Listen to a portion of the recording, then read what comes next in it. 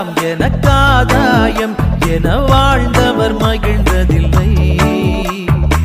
ஆன்மாவே எனக்காதாயம் என வாழ்ந்தால் கவலை இல்லை. உலகமெல்லாம் எனக்காதாயம் என வாழ்ந்தவர் மகிழ்ந்ததில்லை. ஆன்மாவே எனக்காதாயம் என வாழ்ந்தால் கவலை இல்லை. அழியும் செல்வம் சேர்ப்பதா அழிய ஆன்மாவை காப்பதா? அழியும் செல்வம் சேர்ப்பதா அழிய ஆன்மாவை காப்பதா? இந்த கேள்விக்கு பதிலாய் வாழ்ந்தவர் யார்? அவரே புனித சவேரியார். உலகமெல்லாம் எனக்காதாயம் என வாழ்ந்தவர் மகிழ்